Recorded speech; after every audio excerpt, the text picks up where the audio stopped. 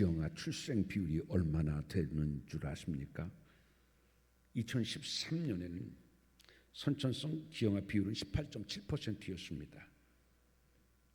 100명 가운데서 19명이 기형아를 였던 것이죠. 그러던 것이 2022년에는 기형아 비율이 무려 28.5%로 높아졌습니다.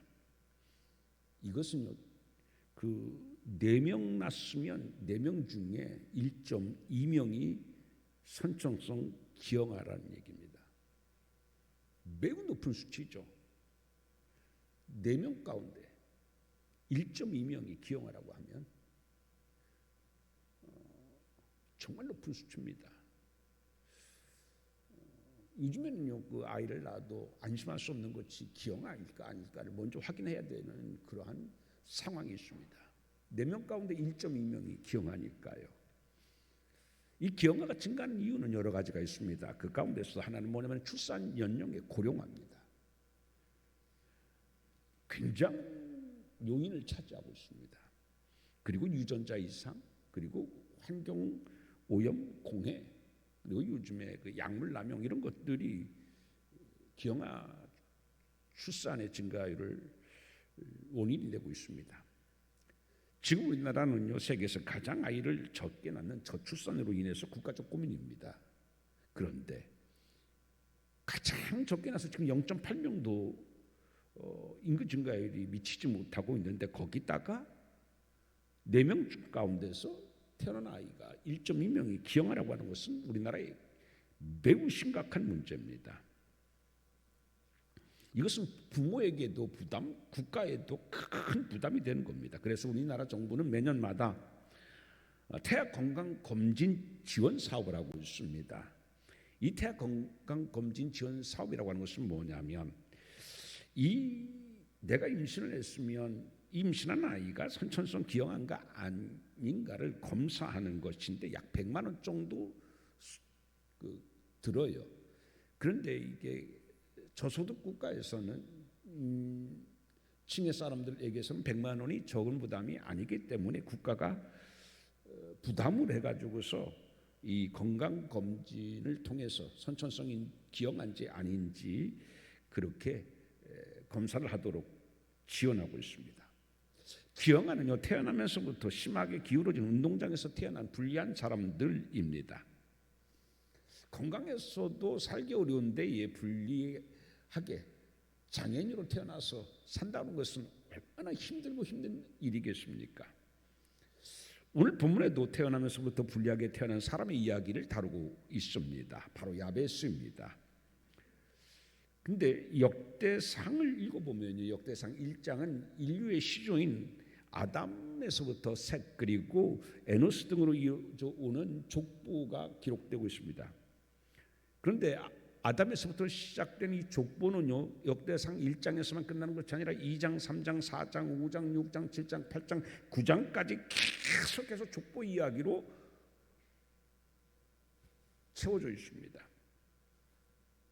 그런데 이 족보에는요, 무려 500명이 넘는 사람들의 이름이 기록되고 있는데, 그 중에 오늘 야베스라는 사람도 그 500명 가운데의 한 사람입니다.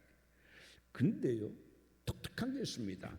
이 500명에 되는 사람들의 이 족보에 쭉 역대상 9장까지 나오는데 보게 되면요, 다 이름을 기록하는데 누가 누구를 낳고 누가 누구를 낳고라고 이름만 기록하고 있습니다. 그런데 그렇게 쭉 기록하다가 오늘 본문에 와서 유독 야베스만 그의 출생에 관한 이야기와 그리고 그가 신앙으로 하나님께 기도함을 통해서 환난에서 벗어난 삶을 특별하게 기록하고 있습니다. 다른 사람들은 다 그냥 누가 누구를 낳고 그렇게 이름으로 끝나고 지나가는데, 야베스만은 여기서 멈춰서 그의 삶을 이야기하고 있다고 하는 것은 성경에서도 특별하게 야베스를 우리에게 소개하려는 의미가 크다라고 하는 것을 알 수가 있습니다. 야베스의 이름의 뜻은 수고, 고통이라고 하는 이름의 뜻을 가지고 있습니다. 그의 어머니는요, 아이를 낳게 되자 수고, 고통이라는 이름을 지어준 것입니다. 당시에 유대인들에게서 이름이라고 하는 의미는 오늘 우리 현대인들에게도 이름의 의미가 매우 중요하지 않습니까? 그래서 이름 짓기가 정말 어려워요. 여러분들도 아마 경험해 봤을 겁니다. 여러분들이 자녀를 낳으면 내 자녀 이름을 뭘로 해야 될까? 막 금방 이름이 생각나지 않았을 겁니다. 어떤 사람은 몇 날 며칠, 어떤 사람은 그보다 더 많이 이름 때문에 고민하고 이 이름 저 이름 막 생각하면서 어떤 이름이 좋을까? 아마 그렇게 선택에 대해서 굉장히 어려움을 겪었을 것입니다. 왜냐하면 그만큼 이름은 중요한 의미이기 때문인 것입니다. 특히나 유대인들에게 있어서 이름의 의미는 지금 우리의 이름의 의미보다도 훨씬 더 중요한 의미를 갖고 있습니다. 그런 것들을 사례를 우리는 성경에서 여러 곳에서 볼 수 있습니다. 원래 아브라함이 되어졌잖아요. 아브라함은 뭡니까? 아버지는 높으시다라는 뜻이에요. 그러던 것이 아브라함으로 바뀌었습니다. 아브라함이라고 하는 것은 뭐예요? 열국의 아버지입니다. 무슨 뜻입니까? 이것은요, 한 가족, 한 부족에서 뛰어난 자였었다. 그게 아브람입니다. 그런데 한 가족, 한 부족에서 뛰어난 자였던 아브람이 이제는 그 가정을 넘어서 부족을 넘어서 만국의 열국의 모든 사람들이 추앙받는 아비 같은 위대한 존재가 되어진다. 그런 의미에서 하나님께서는 아브라함으로 이름을 바꿔주신 것입니다. 우리가 잘 아는 것처럼 야곱이라는 사람이 있습니다. 뒤쫓는 자, 발 뒤꿈치를 잡는 자라는 뜻입니다. 그는요, 그 어머니 배에서 있을 때부터 형 발 뒤꿈치를 붙잡아 형을 주저앉히고 자신이 형에서부터 먼저 나오고 싶어서 발 뒤꿈치를 잡은 자입니다. 그리고 그는 뒤를 쫓는 자였었어요. 뭐예요? 뒤쫓는 자라고 하는 것은 뭐예요? 그렇게 형을 추월해서 앞서고 형보다 조금이라도 더 낮게 살아보려고 했었지만 그러지 못하고 늘 뒤에 처지는 사람이었었다. 그게 야곱의 이름인 것입니다. 우리가 그래요. 나도 남들처럼 좀 살아보고 싶은데 그게 안 돼. 마음처럼 안 돼. 늘 뒤처져요. 남들보다 앞서지는 못해도 그래도 어깨를 나란히 하면서 살아보고 싶은데 나만 왜 이렇게 어려운 환경에서 태어나서 어려운 여건 속에서 이렇게 살아가야 되는가? 다른 사람의 발걸음은 가볍기만 한 것 같은데 내 발걸음은 왜 이렇게 무거운지, 다른 사람들은요 수월하게 살아가는 것 같은데 왜 나만 이렇게 어렵고 또 어려운지. 그래서 그도요 남들처럼 형처럼 그렇게 좀 살아보고 싶었어요. 그런데 그렇게 살지 못했던 사람이 야곱이에요. 그런데 하나님을 만남을 통해서 하나님께서는 그의 이름을 이스마엘로 이름 바꿔주셨죠. 이스마엘의 뜻은 하나님과 겨루 이겼다라는 뜻입니다. 사람에게도 졌던, 형에도 졌던 그가 사람을 이기고 하나님까지도 이겼다라는 이름의 뜻을 가지고 있죠. 이처럼 하나님께서는 이름을 바꿔주신 것은 그만큼 이름이 중요하다는 의미인 것이죠. 그런데 그렇게 중요한 이름인데도 불구하고서 그의 어머니는 하고 많은 좋은 이름 가운데에서도 고통수고라고 하는 이름을 그 아들에게 줘줬습니다. 기쁨이라든지 환이라든지 얼마나 좋은 이름이 많아요. 승리라고 하는 이름을 지어주든지. 그런데 이 어머니는요 고통 그리고 수고라고 하는 이름을 지어줬어요. 왜 그 어머니는 자기 아들에게, 소중한 아들에게 왜 이렇게 저주라고 하는, 수고라고 하는, 고통이라고 하는 이름을 지어줬을까? 거기는 몇 가지 학설이 있습니다. 첫 번째 학설이 뭐냐면요, 남편이 아이를 임신시켜놓고서 일찍 세상을 떠났어. 그러니까 남편 없이 그 당시 여자가 아이를 낳고 키우면서 살아간다는 것은 얼마나 어려웠어요. 막막했을 겁니다. 어떻게 살지? 이미 낳은 아들도 있어요. 이미 아들 낳은 아들도 있는데 또 하나 낳은 거예요. 막막한 거예요. 그래서 고통수고라고 하는 이름을 지었다라고 말하는 학설도 있습니다. 두 번째 학설은 미혼모로 낳았기 때문이다 라는 얘기입니다. 결혼하지도 않았는데 미혼모로 낳았기 때문이다라는 학설도 있습니다. 또 다른 학설은 뭐냐면 선천성 장애아로 아이를 낳았기 때문이다. 그래서 그 아이를 보고서 너무나 마음이 아파서 고통, 시국. 얘가 살아가를 생각해 보니까요, 억장이 무너져요. 젊은 사람도 살기 어려운 것이 이 세상인데 이 몸 가지고 기형아의 몸으로 어떻게 살아가나 생각하니까 마음이 찢어졌어요. 그래서 고통, 수고라고 하는 이름을 붙여줬을 것이다 라고 이야기를 합니다. 나에게 새로운 언어가 생겼습니다 라고 하는 책이 있습니다. 이 책은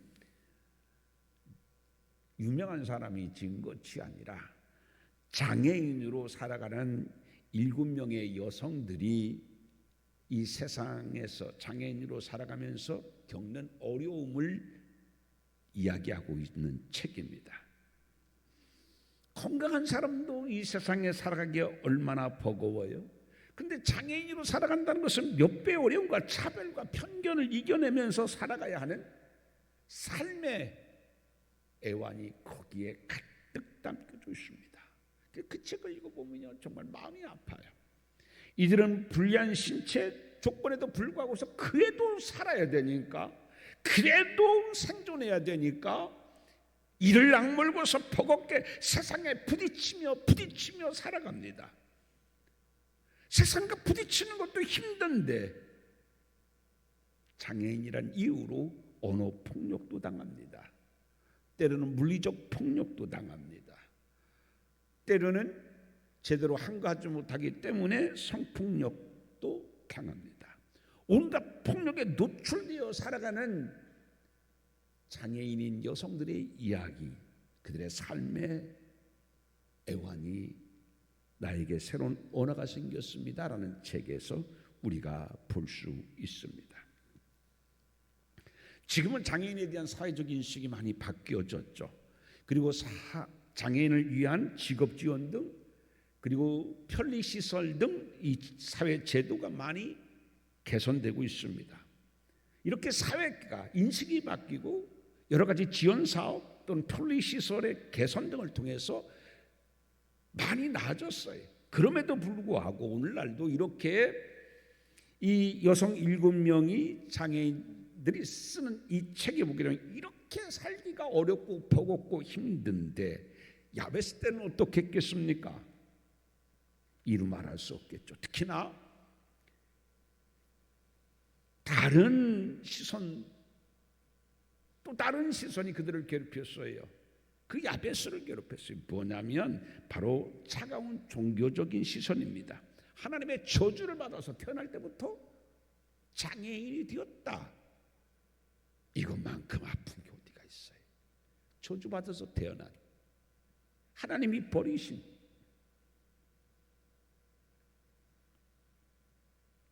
이 시선 속에서 야베스는 얼마나 어릴 때부터 이것들을 극복하고 시선에서 벗어나면서 사는 것이 어려웠을까. 그런데 야베스는 자기가 이렇게 태어난 운명, 삶의 환경 자기가 바꿀 수 없었잖아요. 내가 선택하지 않았잖아요. 내가 장애인으로 살고 싶어서 내가 선택해서 태어난 거 아니잖아요. 그럼에도 불구하고 그는 비관하지 않았습니다. 아니 어쩌면 비관만 하고 있는 것이 사치였을지도 모릅니다. 그 시간에 그는 더 일을 악물어야 됐고 생존을 위해서 더 발버둥 쳐야 했기 때문에 비관하고 슬퍼하는 것은 어쩌면 사치였을지도 모릅니다. 그런데 다행스럽게 이 야베스는요, 다른 사람에게 비교해봐가지고서 신체적 결함이 있었고 여러 가지 가정 환경이 불리하였지만 다른 사람에게 없는 것이 이 야베스에는 여러 가지가 많았었지만은 다른 사람에게 없는 것이 야베스에게는 있었습니다. 그것이 뭐냐면 바로 하나님께 부르짖는 믿음의, 이것이 야베스가 다른 사람에게 없는 특출하게 갖고 있는 것이었습니다. 즉 신앙심이 달랐다는 얘기입니다. 그의 신체나 그의 가정 형편이나 여러 가지들은요 다른 사람과 비교해서 너무나 열악하고 가진 것이 없었지만 다른 사람에게보다 특출난 것은 뭐냐면 신앙심이었었다. 라는 얘기입니다. 여러분 10절 한번 말씀을 읽어봅니다. 오늘 10절 말씀을 같이 시작. 야베스가 이스라엘 하나님께 아뢰어 이르되, 거기 보면 아뢰어라고 말씀하고 있습니다. 이 아뢰어라고 하는 것은 히브리어로 카라입니다.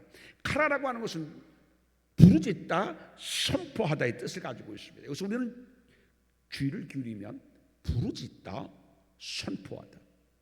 여러분 부르짖는 것하고 선포하는 건 같은 이야기가 아닙니다.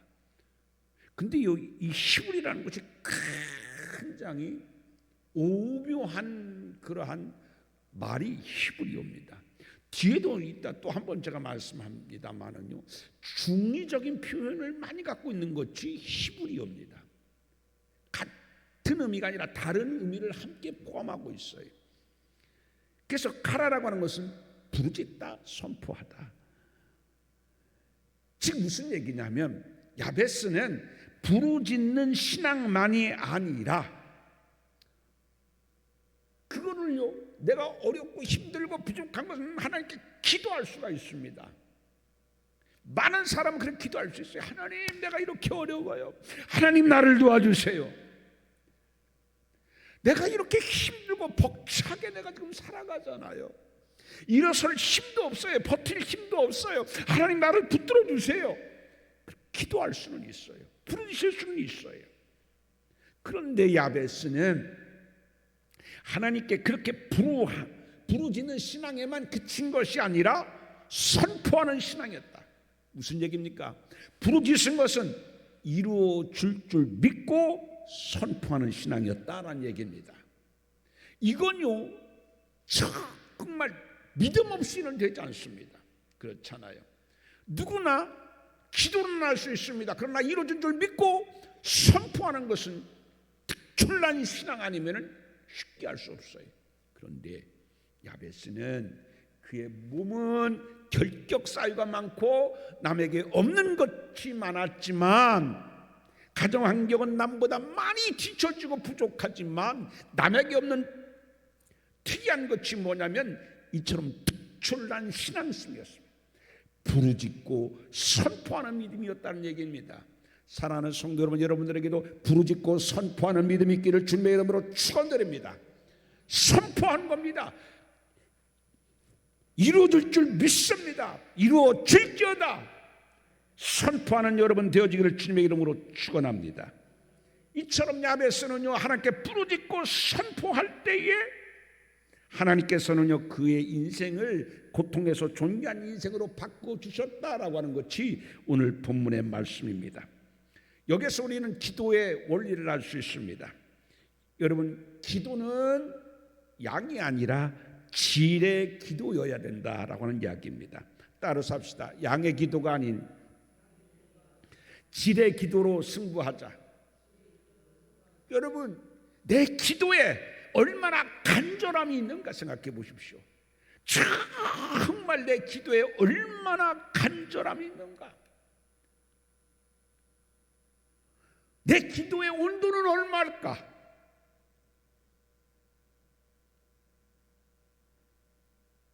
내 기도의 믿음은 얼마나 채워져 있을까? 야베스의 기도는요, 간절함으로 펄펄 끓는 기도였었어요. 짧지만, 오늘 기도가 얼마나 짧아요. 짧지만 간절한 펄펄 끓고 있어요. 그리고 믿고 어떻게 했어요? 선포했어요. 여러분의 기도에도 이 간절함이 펄펄 끓는 기도의 여러분 되기를 바랍니다. 그리고 기도한 것을 어떻게 믿고 담대하게 선포할 수 있는 100%로 채워지는 여러분의 기도가 되기를 주님의 이름으로 축원드립니다. 하나님의 은혜의 보좌를 움직이고 하나님의 마음을 움직일 수 있는 것은 양의 기도가 아니라 진심에서 터지는 기도입니다.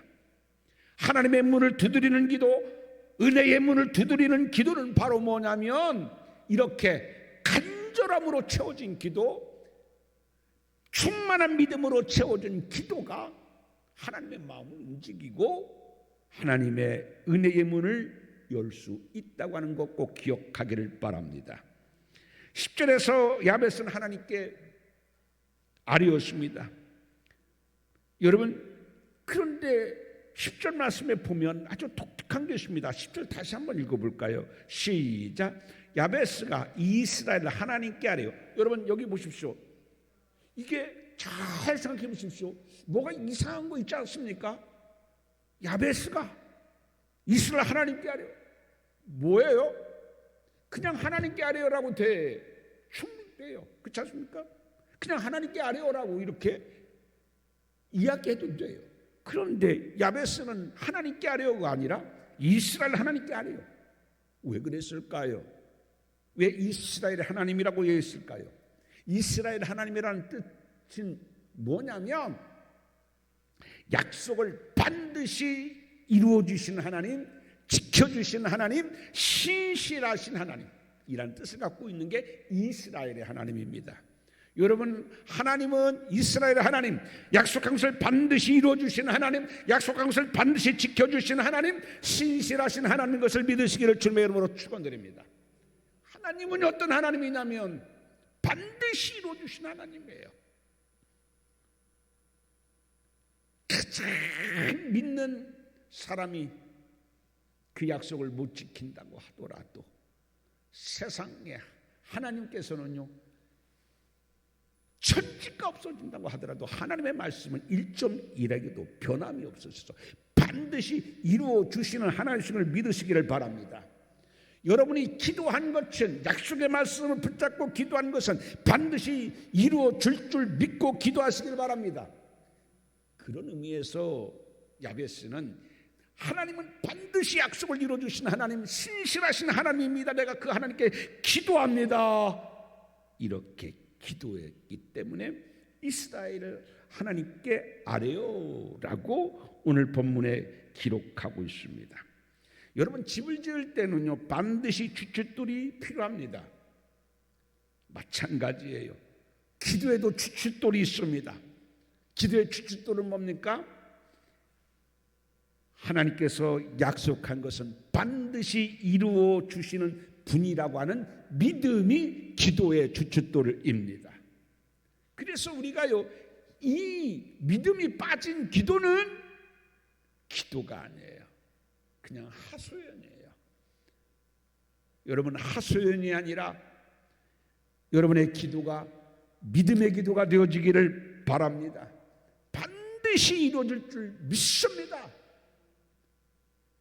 그런 의미에서 야베스는 기도부터 믿음으로 가득 차서 이스라엘 하나님, 신실하신 하나님, 약속을 이루어주신 하나님, 이렇게 기도하고 있습니다.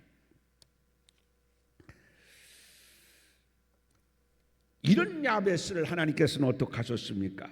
이런 야베스를 하나님께서는 그의 삶을 어떻게 바꿔주셨습니까? 오늘 본문에 보게 되면, 자, 나에게 복을 주시려거든 첫째, 나의 뭐를 넓히시고 나의 지역을 넓히시고. 여러분, 이게 무슨 말씀일까요? 나의 지역을 넓히셨다라고 했는데, 여러분, 땅을 넓혀주셨어요? 고무줄이에요? 여러분 잘 알잖아요. 이스라엘에게는요, 그 가나안 땅에 와가지고서 땅을 어떻게 했어요? 제비 뽑아서 분배했어요. 그렇잖아요? 땅을 다 분배했어요.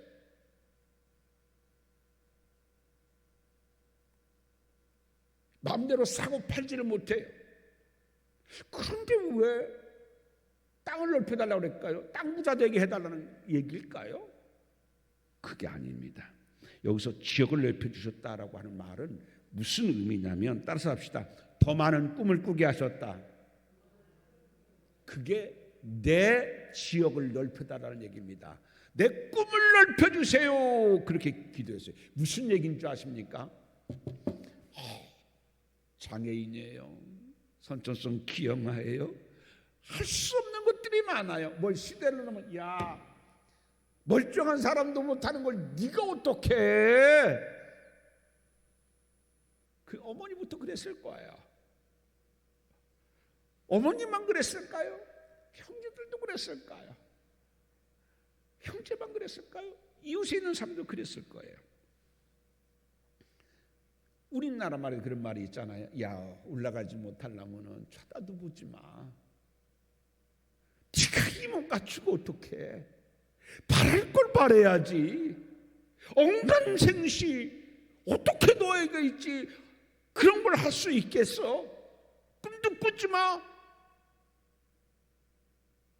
내 신체적인, 내 가정 환경, 내 삶의 여러 가지, 내가 지금 있는 형편 속에서는 꿈도 꾸지를 못하는 일이지만은 하나님이여, 하나님이 나와 함께 할 때는 내가 꿈꾸지 못한 것도 꿈꾸고 이루어질 줄 믿습니다. 이게 뭐예요? 나의 지역을 넓혀 주옵소서. 이 몸으로 내가 어떻게 이 상황에서, 이 환경에서 내가 뭘 할 수 있어? 그렇게 꿈도 꾸지 못하고 포기했던 것에서 벗어나서 하나님 안에서 나는 뭐든지 할 수 있다는 희망과 용기를, 내 삶의 질평을 넓게 주옵소서. 그게 내 지역을 넓혀 주옵소서. 그런 기도예요. 여러분, 빌립보서 4장 13절에 뭐라고 말씀합니까? 내게 능력 주신 자 안에서 내가 모든 것을 할 수 있느니라. 여러분 믿습니까? 여러분도요, 이 야베스처럼 나의 지경을 넓혀 주옵소서 기도하는 여러분 되기를 바랍니다. 내가 어떻게 살아? 진짜 나에게 과연 그런 일이 있을까? 꿈도 꾸지 말아야지. 아이고, 송충이는 그냥 설립만 먹고 살면 돼. 그게 아니에요. 그렇게 생각하고 그렇게 인생을 살았다면 야베스는 어떻게 살았을까요? 정말 불행한 사람, 슬픈 사람이 됐을 거예요. 그런데 그는요, 신체적인 조건이나 가정 환경은 다 열악했지만은 특출난 믿음 때문에 하나님이 나에게 은혜를 주시고 하나님이 나와 함께 하시면은 내가 꿈꾸지 못했던 것, 내가 이루지 못했던 것, 쳐다보지도 못했던 것 하나님은 이루어 주실 줄 믿습니다. 하나님 안에서 꿈을 꾸기 시작했어요. 그런 여러분 되어지기를 바랍니다. 그 여러분의 믿음이 여러분들의 자녀에게도 계승되어져서 여러분의 자녀들도 이 꿈으로 살아가기를 주님의 이름으로 축원드립니다. 두 번째 축복이 뭐냐면 환난에서 벗어나 근심이 없게 해달라고 그랬어요. 이거 두 가지 의미입니다. 이게 뭐냐면 지금 내가 환난과 근심의 상태이니까 이것을 벗어나게 해달라는 의미죠. 말 그대로 두 번째 의미가 뭐냐면 내가 다른 사람에게 근심이 되지 않고 고통이 되지 않게 해주세요라는 의미도 있습니다. 무슨 얘기냐면 이런 얘기입니다. 여러분, 야베스의 어머니가 그를 낳았어요. 이놈의 새끼 이거 어떻게 살아갈까? 저는 가끔 보면 그런 생각이 들어요. 장애인을 낳은 그 부모 보면 그런 마음이 들어요. 내가 살아있을 때는 내가 이 자식을 책임지지만은 내가 죽고 나면은 이 자식 어떻게 될까? 그렇잖아요. 그래, 내가 악착같이 건강해야지. 이놈 지켜주려고 내가 악착같이 건강해야지. 그런 마음이 있지 않을까 싶어요. 야베스 어머니가요, 야베스를 보면서 어떤 마음이 들었을까요? 아버지도 없고 이렇게 선천성기형아로 태어나고 폰이 어떻게 살아갈 방법이 없어요. 건강해서 농사를 지을 수 있는 것도 아니고 건강해서 하다못해 남의 양을 치는 목동도 할 수도 있는 거 아니고 할 수 있는 게 없을 것 같아요. 그의 어머니는 그 아들 야베스를 보면서 얼마나 근심했겠어요. 그런데 이 얘기는 뭐냐면 하나님, 내가 이제 다른 사람에게 더 이상 근심을 끼치는 존재가 아니라 그들에게 기쁨과 희망과 축복을 끼치는 사람 되게 주세요. 그런 기도입니다. 어떤 사람은 병약해서 부모에게 늘 걱정을 끼치는 사람이 있어요. 부모는 미안합니다. 내가 건강하게 낳아야 되는데 저놈의 새끼 내가 저렇게 병약하게 태어나서 이게 엄마 나의 책임인 것 같아요. 그래서 늘 걱정해요. 하나님, 내가 병약하여 어머니의 부모님들의 근심이 되지 않고 건강한 축복을 주세요. 이게 오늘의 기도예요. 하나님, 내가 결혼해서 부모님들은 행복하게 살기를 원했지만 내가 그러지를 못하여 정말 어렵게 살아요. 아픈 손가락이 되어 살아요. 그게 더 마음 아파요. 내가 못 사는 것, 가난하게 사는 것이 마음 아픈 것이 아니라 가난하기 때문에 못 살기 때문에 나를 바라보는 부모님의 마음을 생각하니까 더 속이 상한 거예요. 하나님, 우리 부모에게 걱정 끼치는 부모 자식 되지 않게 해주세요. 내 부모가 나를 보면서 이전까지는 마음 졸이고 근심하면서 애를 태우며 살았지만은 이제 나를 보면은 됐다 안심하고 그리고 기뻐하고 감사할 수 있게 해주세요. 이게 야베스의 기도예요. 우리 엄마가 나를 낳고서 그렇게 걱정하고 슬퍼하고 고통 가운데 있고 나는 근심을 주는 사람이었으나 하나님이여 나를 축복하여 주옵소서. 부모에게 근심을 주는 사람이 아니라 부모에게 기쁨을 주는 사람 되게 달라고 기도했어요. 여러분 어떤 심정으로 기도했는가 여러분 알 수 있습니다. 하나님 아버지여, 내가 부모에 근심되지 않게 해주옵소서. 그렇죠. 나는 태어날 때부터 근심덩어리였잖아요. 부모에게 근심 주는 근심덩어리였잖아요. 그의 소원이 뭐였겠어요? 부모에게 걱정 근심 끼치지 않는 자식 되는 게, 내가 고생하고 내가 가난하게 사는 것이 아픈 것이 아니라 부모에게 근심이 되고 걱정이 되고 고통이 되게 하는 이내가 더 마음이 아파요. 하나님, 나를 축복하소서. 내가 더 이상 나로 인하여 내 어머니가, 내 가족이, 내 형제가, 다른 사람이 근심이 되지 않는 축복된 삶을 살게 해주세요. 사랑하는 성도 여러분, 우리 동강제들에 속한 여러분들은 남에게 근심 걱정을 주는 사람이 아니라 남에게 기쁨과 위안과 소망과 희망을 주는 여러분 되어지기를 주님의 이름으로 축원드립니다. 이게 야베스가 지금 하나님, 나로 말미암아 다른 사람에게 걱정 근심이 되지 않는 사람에게 주세요라고 얘기했습니다. 여러분, 오늘 본문을 통하여 하나님 우리에게 뭘 말씀하십니까? 본문을 통하여 하나님은요, 기도와 선포의 믿음을 통해서 하나님께서 그의 인생을 바꾸어 주셨다, 이것을 말씀합니다. 여러분, 난 할 수 없어, 너는 아무것도 못해, 너는 장애인이잖아, 너 가정통은 이렇잖아.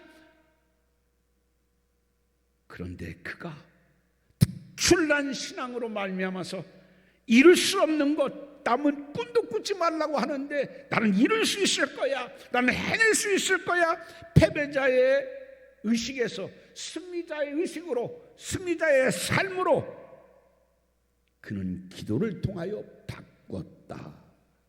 성경은 이걸 말씀하고 있습니다. 다른 사람에게 근심을 끼치는 그가 변하여 이제 다른 사람에게 기쁨을 주고 희망이 되고 축복을 주는 사람이 되어졌다.